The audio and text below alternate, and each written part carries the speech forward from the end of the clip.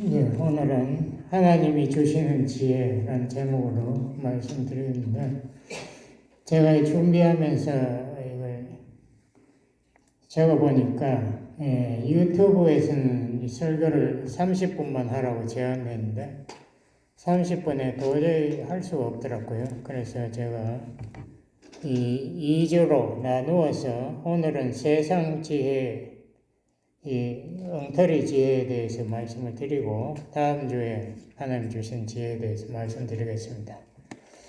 본문은 야고보 3장 15절에서 18절 제가 봉독하겠습니다.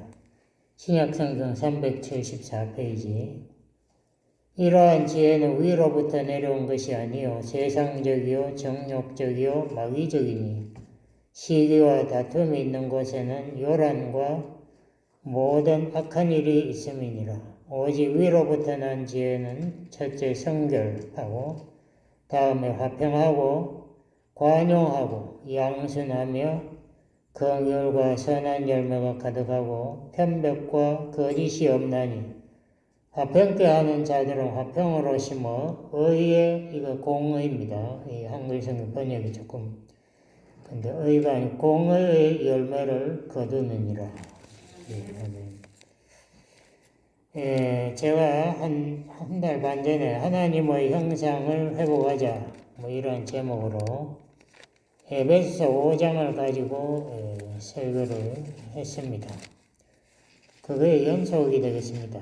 그래서 에베소 5장 1절에는 우리가 하나님 본받는 자가 되자 이렇게 써놓고 그 다음 2절에 보면은 제가 읽어보니 그리스도께서 너희를 사랑하신 것 같이 너희도 서로 사랑 가운데서 행하라. 첫 번째로 하나님의 형상 회복에 그리스도의 그 희생적 사랑 그것을 실천하라. 이거 첫 번째 가장 중요한 예수님의 세 계명이죠. 내가 너희를 사랑해서 희생한 것처럼 너희도 서로 희생하고 사랑하라.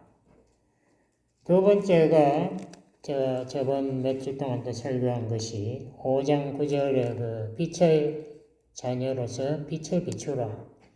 9절에 저 읽어보니 빛의 열매는 모든 착함과 의로움과 이것도 의가 공의입니다. 공의로움과 진실함에 있느니라. 주께서 기쁘시게 할 것이 무엇인가 시험하여 보라. 주님의 뜻을 깨닫고 거기에 맞는 열매를 맺어라. 이거는 갈라디아 5장 23절에는 성령의 열매하고 매우 비슷합니다. 그래서 우리 하나님의 그 형상의 핵심에는 이 도덕적 인격 그런 것이 자리 잡고 있다는 것을 우리가 알 수 있죠. 그 안에 물론 사랑, 기쁨, 오래 참 이런 것들이 다 나와 있죠. 화평. 그 첫 번째가 착함, 영어로 good. 착함이라는 뜻에는 영어로 generous하다, 관대하다는 뜻도 있습니다. 다른 사람에게 베풀기를 좋아하는 사람. 제가 그리스도인 중에 상당히 많은 분들이 너무나 베풀는 인색한 것을 제가 자꾸 보면서 그 회의를 느끼거든요. 우리가 예수님 사랑의 핵심이 뭡니까? 베푸는 거잖아요. 그래서 우리가 베푸는 삶을 해야 된다. 두 번째가 제가 아까 공의라고 했는데 영어로는 공의라고 적혀있어요. righteousness. righteous living. righteous 그게 뭔가? 영어로 하면 doing right. 상대방을 위해서 내가 바르게 행동한다. 그런 뜻이 이 구약의 그 공의의 개념에 정의되어 있습니다. 그래서 우리 하나님은 언약의 하나님이죠. 그러니까 약속하면은 그 끝까지 예수님 자기 아들을 희생해서 십자가에 바쳐서라도 하나님은 자기의 구원의 복음의 언약을 실천한다 이거예요. 그것이 하나님은 공의로우신 분이다. 그러므로 우리도 나의 책임을 다해서 다른 사람을 위해서 섬기는 삶, 바른 삶을 살자. 그런 뜻입니다. 거기 세 번째로 진실하게, 진실 영어로 truth. 이거를 영어로 번역하면은 integrity라는 말을 요새 많이 써요. 그게 뭔가 아주 정직한 삶, 정직한 인격, 다른 사람이 신뢰할 수 있는 청렴한 혹은 검소한 그런 것도 포함됩니다. 뭐 이러한 것은 불의와 타협할 줄 모르는 거죠. 제가 이거 설교 준비하면서 그런 생각을 좀 많이 했어요. 우리 한국 사람들이 이거 너무 약하다. 우리는 겉과 속이 다르잖아요. 다른 사람이 모르면은 마음대로 법을 어기고 속이고 이렇게. 우리가 돈이, 저는 옛날에 장로인데 보니까 우리 그 장로이 말 다르요. 그러니까 막 아들, 딸이 6명이 다 치과의사인데도 이 SSI 정보 보조받고 메디칼을 가지고 있더라고요. 어떻게 그렇게 할 수 있는지 몰라. 야, 신기하더라고요. 양로원에 가보면은 한국 사람들 그렇게 많아. 전부 메디칼, 거기에 백만장자 아니면 못 들어와요. 한 달에 10,000불씩 내는 데를 어떻게 들어갑니까? 근데 한국 사람들이 그렇게 많이 들어가고 있어요. 다 재산을 미리 자녀들에게 처분하고, 그거 다 속이는 거죠. 거기 들어가면 그게 전부 우리가 낸 세금으로 정부에서 그걸 운영하는 건데, 한 달에 10,000불씩 한 푼도 안 내면서 거기에, 그것이 불의가 아닌가. 그리고 우리가 비즈니스 할 때도 우리가 뇌물이나 사기 이게 너무 많아. 우리가 정말 솔직하게 말씀드려서. 그리고 한국 사회 대기업은 또 독점해가지고 돈을 엄청나게 이 문어 뭐 다리 하듯이 그냥 사방팔방에 막 돈 되는 거 다 뿌린다고. 뭐 그런 중간 상을 아예 짓누르고 돈을 모으는 그런 것이 다 인테그리티에 걸리는 거죠. 우리 정부를 통해서 이 뇌물 사유가 너무 많고, 제가 옛날에 그 문재인 대통령 때 추미애 그 법무부 장관이 그때 윤석열 그 검찰총장이 그 관리들 부정을 검사하니까 그 밑에 사람을 다 자르더라고. 검사들 다 잘라 지방으로 다 자천시키고. 이런 나라가 있을 수 있나? 난 그거 정말 신기하더라고요. 그러면서도 사람들 별로 말을 안 해줘. 언론도 돈만 받아 처먹은 자한테 말이 없어. 그리고 요번에 이제 와가지고 결국 헌법을 바꿔버려. 검수완박 법을 탁 바꿔가지고 아예 검찰의 그 활동을 경찰로 엄청 줄이고 검찰은 아예 수사를 못하도록 무슨 이런 나라가 다 있는지 모르겠어요. 하여튼 희한한 나라예요. 내가 보기에.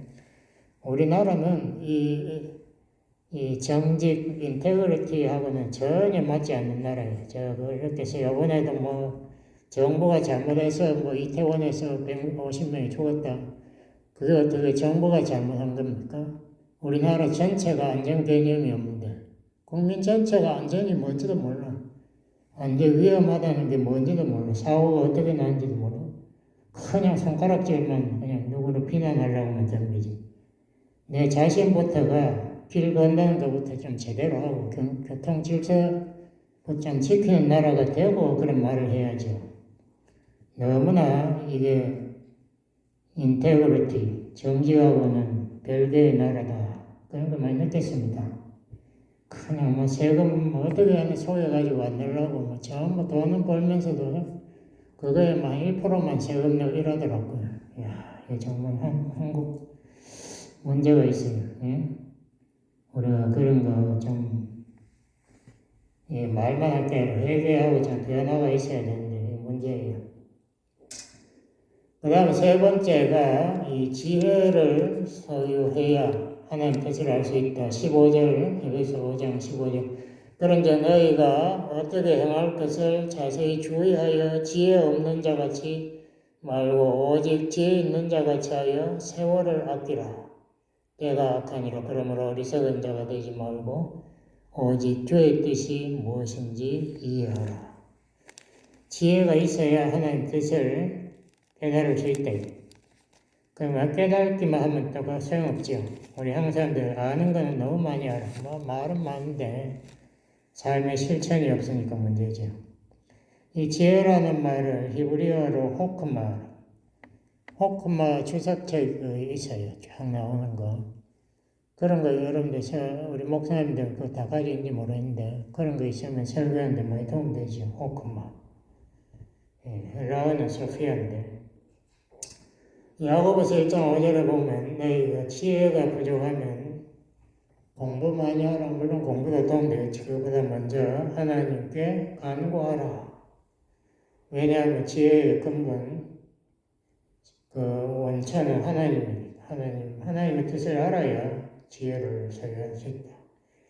에베소 1장 17절에도 사도 바울이 에베소 교인을 위해 잘 기도하면서 이 에베소 교인들에게 하나님 성령이여 지혜와 계시의 영 성령이여 지혜를 사람들이 영안을 뜨게 해서 하나님의 뜻을 알게 하소서라고 17절 18절에 보면 기도하고 있습니다.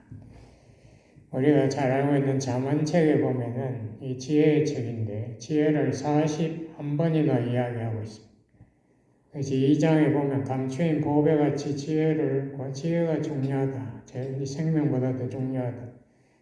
우리 한국 사람이 얼마나 어리석은 자. 뭐 한국만 그런 게 아니라 세상 사람 다 그렇겠지. 그렇죠. 한국 사람들 유달리 어리석어요. 그래서 피해 볼 때 보면 꼭 한국 사람이 그 앞에서 피해 받더라고.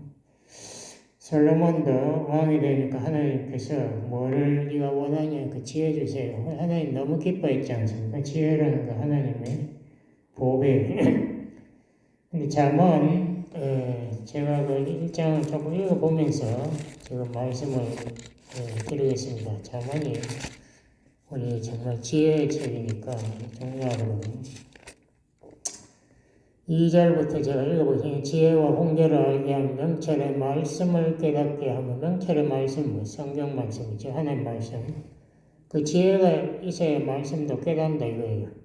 지혜롭게 이롭게 공평하게 정직하게 행할 일에 대하여 그래서 이 지혜는 지식과 달리 지식은 정보를 머릿속에 기억하는 컴퓨터 영어로 하면 스토리지 머릿속에 저장하는 그런데 지혜는 많이 안다고 되는 게 아니고 그거를 갖다가 그 지분에서 삶에 실천하는 그것에 지혜가 필요한 겁니다. 문제에 부닥쳤을 때 이 말씀은 뭐라고 하나? 이 말씀에 따라서 내가 어떻게 행동해야 할까? 어떻게 해야 하나님을 기쁘시게 할까? 이 지혜가 필요한 거예요. 그때 기도해야 돼. 지혜를 달라고. 지혜롭게, 의롭게, 공평하게.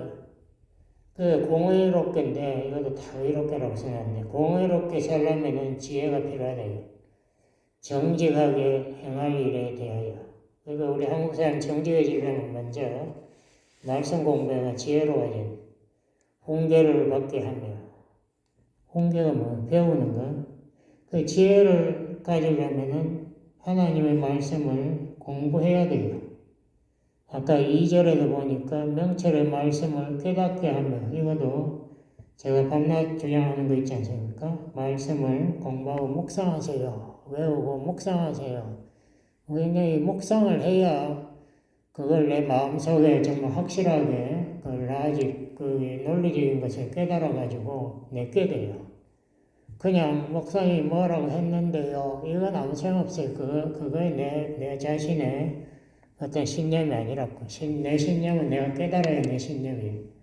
그러려면 내가 묵상을 해야 돼. 공부를 해야 돼. 여기 3절에도 보니까 훈계를 받게 하며 훈계받는 배운다는 말 아닙니까? 그 훈계를 배운다. 4절에도 보니까 슬기롭게 되면 슬기롭다는 말이 여러분 지혜롭다는 말 비슷한데요. 히브리어로 보면 그렇잖아요. 슬기롭다는 말의 본래 뜻은 판단력, 사려 깊은 뭐 이런 뜻입니다. 그러니까 이게 묵상을 해가지고 깊이 그 본체를 깨닫고 그 문제의 핵심이 뭔가 거기에서 내가 하는 말씀대로 하면 어떻게 해야 돼? 이거 연구해야 돼요. 그래서 간단하지 않습니다. 한국 직장 옛날에 그랬지 않습니까?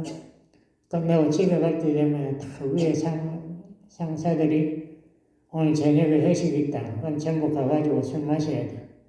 내가 술 안 마시려면 어떻게 해야 될까? 그거 머릿속에 생각하고 기도해가지고 정말 믿음으로 내가 크리스천인 것을 우선 밝히고 내가 하나님 말씀대로 내가 신앙을 지키려면은 내가 술을 마시면 안 된다, 안 된다는 것을 솔직하게 고백하고 그 이해해달라고 이렇게 이야기하고 어떻게 돼서 장로 집사고 전부 다 술을 마시니까 그래서 5절에 보면은 이렇게 해서 뒤에 있는 자는 듣고 듣는다는 말이 참 중요해요. 다른 사람의 말을 들을 수 있는 능력이 없는 자는 어리석은 자입니다. 내가 틀렸다는 것을 깨닫지 못하는 자 어리석은 자예요. 듣고 학식이 더하는 겁니다. 사람이 처음부터 다 아는 사람 세상에 없어요. 내가 틀렸다는 것도 내가 알지 못해. 내가 옛날에 엉터리로 배운 그게 옳다고 생각하고 있는데 그게 대부분 다 틀린 거예요. 그런데 그것을 다른 사람이 또 바르게 말하면 그걸 들을 능력이 있어야 돼요. 겸손 정도는 안 돼요. 내가 지혜가 있어야 돼요. 그래서 이게 정말 잘못됐구나. 이 불가능한 이야기 안에 그런 것을 깨달을 수 있어야 돼요. 그걸 못하고 자기 고집만 씌우는 그건 어리석은 자예요. 그리고 지혜를 소유하기 위해서 7절에는 아주 핵심적인 말이 또 하나 나오죠. 여호와를 경외하는 것이 지식의 근본이었다. 하나님을 경외한다. 이거 참 중요한 말입니다. 뭐든 옳고 그르고 무엇이 뭐다 이런 말에 근본적으로 말할 수 있는 분 하나님밖에 없대요. 그렇지 않습니까? 우주를 누가 만들었어요? 생명을 누가 창조했어요? 우리를 누가 만들었어요? 세상에 누가 우리를 보냈나요? 우리가 죽으면 누구한테 가나? 그 모든 열쇠를 쥐고 있는 그분의 말이 진리인 거예요. 그분이 최종 결론을 내리는 분. 그분의 뜻을 존중하고 복종하고 그분을 숭배하는 전도서 12장 13절 오늘 허 목사님이 읽으신 그 주보에 나오는 그 말씀입니다. 똑같은 말이에요.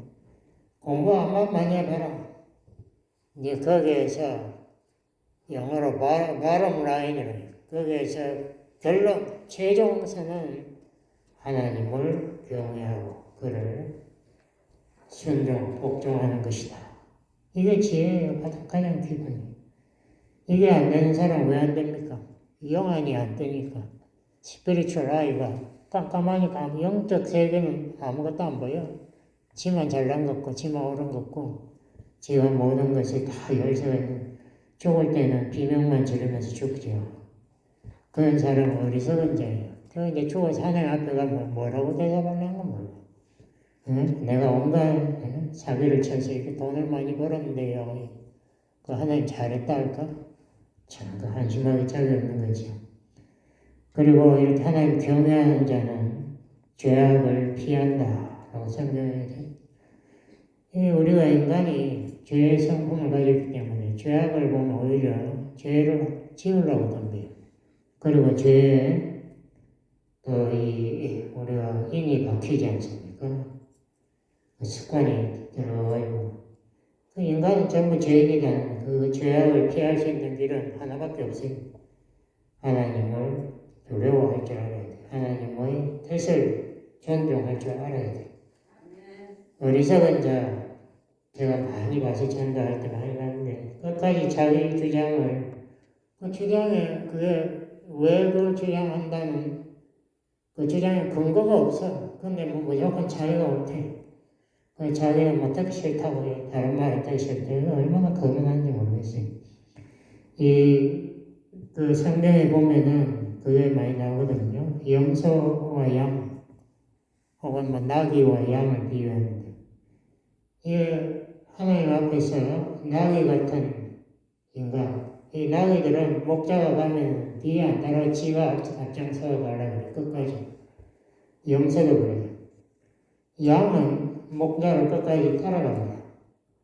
이게 차이입니다. 이 양이 지혜롭다기보다도 이게 온순하니까 이 목자를 따라가면은 자기가 보호받고 먹을 수 있다는 것을 따라가면서 경험으로 배운 거예요.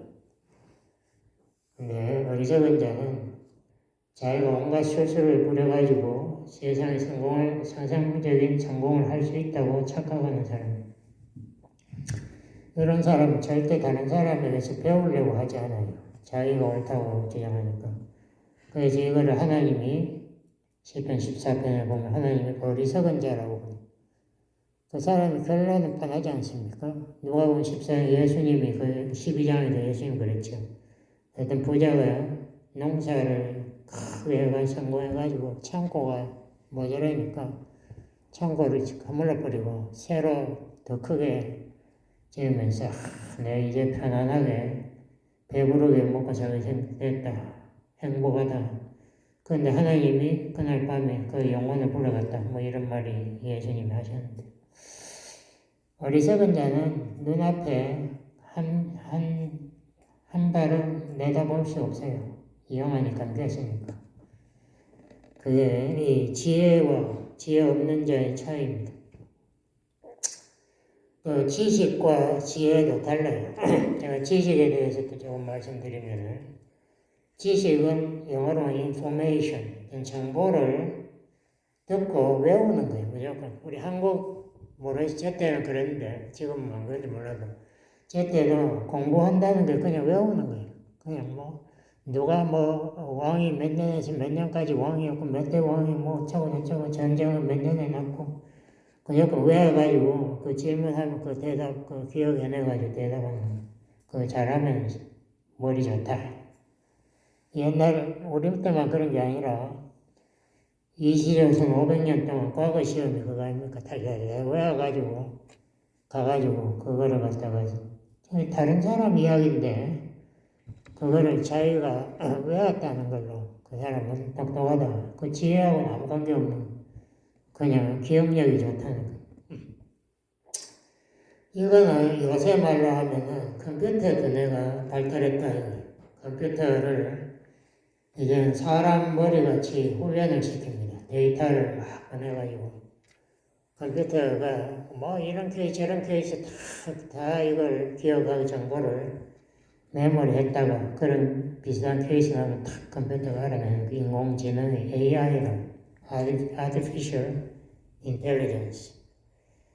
이거 로봇에도 쓰고 운전할 때 뭐 오토파일럿이라고 하는데 이게 자동적으로 사람 손 필요 없어요. 그냥 자동적으로 센서라고 앞에 뭐가 있나 이걸 다 보고 자기 비행기의 지금 상황 해가지고 다 결정을 내려버려요. 컴퓨터가. 이게 AI라 인공지능. 이게 지식입니다. 지식의 차원에서는 뭔가를 이렇게 듣거나 보고 생각한다는 것은 그걸 두뇌에 저장해가지고 그 다음에 행동하는 거예요. 그 중간에 무슨 이해하고 논리적으로 뭐 대답 이런 거 필요 없어요. 그러므로 이 지식은 사람을 변화시키거나 신앙이나 뭐 이런 성장, 인격 변화에 아무 도움 안 돼요. 이건 다른 분야니까. 그러니까 컴퓨터가 요새는 AI가 인간보다 더 뛰어난 거예요. 이 의사가 필요 없어요. 엑스레이 사진, 가슴 사진 딱 찍으면은 AI가 착 보고 이 사람 암 있다, 폐암 있다, 그 금방 사람보다 훨씬 더 정확하게 찍어낸다 그러지 않습니까? 변호사도 필요 없이 뭐 케이스가 들어오면 AI로 착 해버리면 이거는 이런 논리로 해서 저 사람을 이길 수 있다.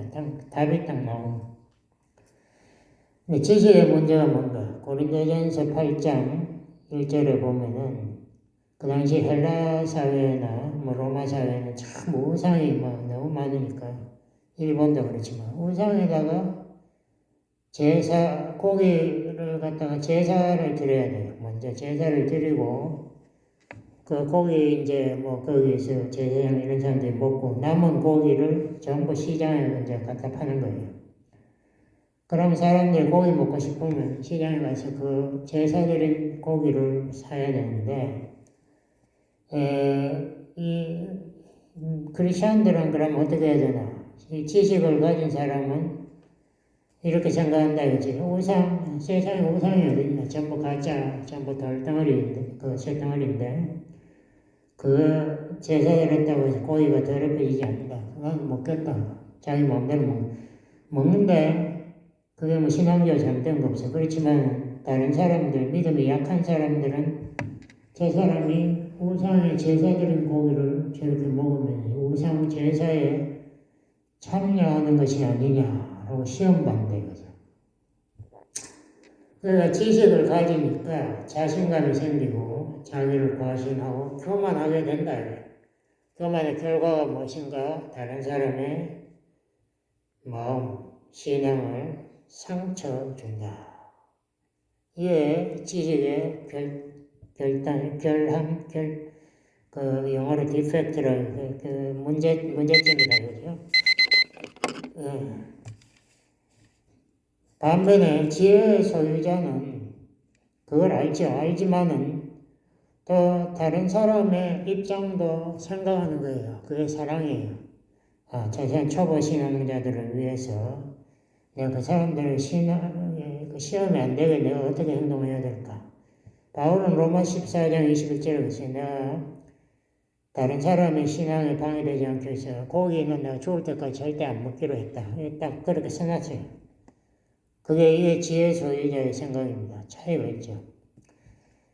제가 이 많은 사람들이, 우리 한국 사람들이, 제가 한국 사람 가서 죄송하지만 유튜브를 그렇게 많이 보더라고. 제 주위 친구들도 유튜브 거기에서 퍼나른다. 그걸 얼마나 퍼나르는지 정말 진리더라고요. 그걸 얼마나 하루에 몇 번씩 그렇게 버려버리고 토보내고. 이 유튜브에서 하는 게 옛날에 중국에서 진시황 아들, 첫째 아들은 똑똑하니까 성상 조고라는 사람이 둘째 바보 호해라는 사람을 왕으로 삼았습니다. 자기가 정권을 잡으려고. 하루는 사슴을 딱 데리고 와가지고 지록 위마라 제 사슴을 가리키면서 폐하 제가 말을 하나 가져온다 한번 타보십시오 이런. 왕이 화를 내면서 내가 바본 줄 아는데 저건 사슴이다 이러니까 성상이 그러면은 신하들을 다 불러가지고 확인해 보세요. 신하들을 부르니까 하나같이 전부 이게 말이다 이러고. 이게 이제 유튜브 수준의 사람인데요. 영어로 브레인워시로 한국말 쉐네. 요새 미국 사람들 가스라이트라는 말을 많이 쓰더라고요. 똑같은 말 가스라이트.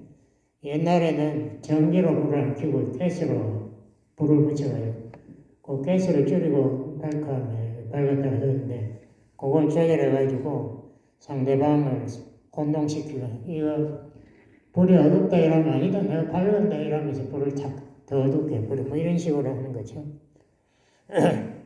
자기 주장과 동의하는 것들만 보고 맹신하는 그런 사람들이 너무 많더라 이거예요. 지혜가 없는 거죠. 지혜가 있는 사람은 분별력이 있어요. 다른 주장들도 비교해보고 그 주장의 근거가 뭔가 그것도 점검해보고 그 사람들의 이론이 그 사람들의 삶 일치하나 말은 그렇게 하면서 자녀들은 다 미국 유학 보내고 그러지 않나요? 그런 것을 왜 보면 모르나 뻔한 걸 가지고 그걸 혼동을 하고 더군다나 그것이 성경 말씀과 일치하는 이런 질문하는 거예요. 정말 크리스천들이 유튜브에 그렇게 매혹당하는 거 보면 내가 정말 지겨워 역겨워요. 그게 하나님 말씀과 전혀 다른데도 그거를 막 좋은 거라고 덮어봐야 돼요. 대표적인 이 근거 없는 주장하는 사람들이 철학자들입니다. 제가 철학을 공부해 보니까 철학자들마다 제자들마다 다 주장이 다 달라요. 천차만별이. 제가 가만히 보니까 이 사람들이 아무 증거가 없는 검증이 안 된 주장들을 다 하더라고요. 엠페도클레스라는 그 헬라시대 사람은 세상이 공기와 불과 흙과 물로 만들어졌다. 이거 너무 웃기는 말. 현대인이 보면 너무 웃기는 말이죠. 그 과학자가 보면 그건 정말 하품할 소리죠. 요새는 그 입자 물리학에서 가속기로 입자 핵을 다 부숴가지고 그 안에 뭔가 있는가를 전부 다 그걸 다 분석하죠. 그 원자 안에는 그 양성자, 뭐 중성자 이런 것도 있지만은 그것이 다 부숴보면은 그 안에 쿼크, 렙톤, 뭐 전자, 뭐 이런 것도 힘을 전달하는 보존, 글루온 같은 거, 뭐 여러분 무슨 말인지 모르겠는데 하여튼 뭐 이런 것들이 이 모든 물질의 근본 요소라는 것을 알고 있지만 헬라 시대에 2000 몇 년 전에 사람들이 알 수가 없겠죠. 그때 헤라클리토스라는 사람이 자기가 몇 번 강에 들어가 봤어요. 몇 년 동안. 그래서 자기 주장이 이렇게 결론이 났습니다. 내가 강에 들어갈 때마다 강의 그 모양이 조금씩 바뀌고 그 강에 떠내려오는 것도 자꾸 바뀐다. 바뀌겠죠. 뭐 어떤 데는 나무가 떠내려오고 어떤 데는 뭐 쥐가 떠내려오고 뭐 그렇게 하겠죠. 그러므로 세상의 모든 것은 변한다고 결론을 탁 내렸습니다. 이게 병신이 한다면 이걸 검증했다고 할 수는 없는데. 근데 현대신학의 화이트헤드라는 사람, 현대신학의 최고입니다. 이 화이트헤드가 어떻게 주장했는가 하면은 헤라클리토스가 맞다요. 이 세상에 왜 이렇게 고통이 많은가? 세상에 문제가, 재난이 왜 이렇게 많은가? 하나님도 변하고 있는데 아직 하나님이 완전하지 않고 변해가는 과정이 있기 때문에 이렇다요. 그래서 오메가 포인트 완전한 그 지점에 도달할 때에 세상의 문제가 사라진다. 이게 요새 말하는 프로세스 테올로지, 한국말로 과정신학입니다. 여기 클레몬트 10번 프리웨이 가다 보면 클레몬트 신학교 왔는데 그걸 왜 신학교를 하는지 몰라. 거기에 이 과정신학 연구소가 거기 있습니다. 그래서 하이트헬 같은 사람이 거기서 연구했죠. 그걸 갖다가 또 한국 신학교들이 많이 가서 공부합니다. 거기서 박사학위 받으려고. 그 반면에 지혜는 이 정보를 무조건 믿지 않아요. 제가 강조하는 것이 아무리 유명한 목사님이 와서 주장하더라도 그게 성경에 있는지 우선 점검해보라. 정말 너무 얼굴이 잘나서 너는 앞으로 잘되는 그게 성경에 어디 있어요? 예? 그런 죄송한 말이지만 개소리 그렇게 목사라는 사람이 할 수 있습니까? 제가 생각하기에 그렇게 주장하고 싶지 말은 않지만은 이게 우리가 점검할 이것이 지혜라. 원인과 과정과 결과와 다른 것과의 관계 이 모든 것을 꼼꼼히 묵상해서 분석 파악하고 논리적인 체계 이걸 이론이라 그걸 세워야 그게 학문이 되는 거지요. 그냥 자기 멋대로 뭐 강의 몇 번 들어가고 결론을 탁 내리고 그거 따라가지고 신학을 만들고 이거 정말 웃기는 세상에 지혜가 없는 거예요. 그리고 지혜는 이 문제들을 또 이걸 갖다 분석할 수 있어야 돼요. 문제가 왜 이런가. 그리고 그 문제를 해결하기 위한 이론을 만들고 이게 문제 해결사는 우리 요새 말로 전문가예요. 전문가들의 의견을 아주 무시하는 거예요. 현대인들이. 그냥 보면 정치인들이 그냥 나가지고 막 대단한 엉뚱한 주장을 막 하는데도 그 전문가들 들으면 한심하기 짝이 없는 이야기인데 뭐 대통령을 위시해서 모든 사람들이 그렇게 한심하게 자기 주장을 마음대로 펑펑 하더라고요. 이거 정말 웃긴 세상이. 아무도 책임지려고 안 해요. 자기 말이 옛날에 엉망진창으로 했더라도 거기에 대해서 사과 한 번도 못 들어봤어요. 그리고 지혜 있는 사람은 첫 목적, 영어로 픽처, 그림, 우리가 꿈이라 그러고 이상이랄까, 그거를 항상 생각해야 됩니다. 뭐 이론만 만들면 뭐예요? 그 이론이 오히려 사람을 악하게 만든 결과를 만들었다면은, 요새 뭐, 동전, 화폐 같은 거, 이런 거, 사람들 돈에 환장하게 만드는 거, 그런 것들. 명예가 정말 유교에서는 대단한 것처럼 뭐 저쩌고 주장하는데 명예가 정말 사람을 위선자로 만드는 거 아시죠? 이게 좋은 게 아니에요. 큰 인정받으려고 옛날에 미국 목사님이 여기 목회할 때 저보고 그러더라고요. 이 교인들이 그 하나님의 성의 소속이니까 사람들 박수치고 농담하면 저 헤헤헤 하고 야단이랄까. 그래서 여성들이 목사를 완전히 이거는 엔터테이너로 코미디언으로 생각하는데 너 괴로워 죽겠다고 얘기하더라고. 자기가 농담 안 하면 교인들이고 막 자기 쳐다도 안 본다고 얘기하더라고. 우리가 하나님한테 예배드리는 자랑상에서 좀 진지한 맛으로 할 수 없나? 그렇게 웃고 즐기고 신나가지고 해야 되나? 우리가 이 목적, 하나님의 형상, 그게 중요하다. 이걸 우리 깨달아야 됩니다. 그래서 그 목적이 뭔가? 성령 충만한 사람, 성숙한 사랑을 실천한 자기를 희생할 수 있는 다른 사람의 이야기를 들을 수 있는 겸손한 자. 그게 하나님이 원하시는 거고 그걸 이루어가는 과정에 지혜가 필요하다. 그냥 길을 즐겁게 하려고 사도 바울이 사도행전 17장에 보면 그 아테네에 가가지고 너희가 모르는 신을 내가 소개하겠다고 그러니까 사람들이 바울의 구름같이 모였어요. 뭐 거기 사람들은 항상 귀를 즐겁게 하려고 새 소식, 새로운 이야기 듣는 데만 매일 시간을 다 소모한대요. 그래서 거기에서 아테네에 아레오바고라는 그 광장이 있는데 거기에서 옛날에 소크라테스도 심판받고 죽었죠. 거기 사도 바울을 불러가지고 사람들이 바울과 논쟁을 이게 인간들의 지혜 없는 인간들 그냥 그걸 하나의 흥미 위주로 자기 앞으로 영생이 달려있는 문제는 관심도 없고 이 지혜자가 우리가 되어야 된다 이거죠. 세상이 주는 소식 귀 기울이지 맙시다. 지혜를 위해서 말씀을 공부합시다. 기도하시겠습니다.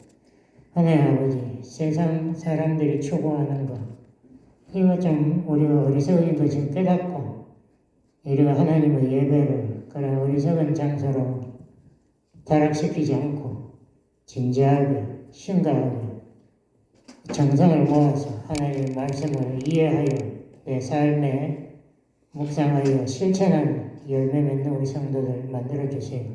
예수님 이름으로 기도드렸습니다. 아멘.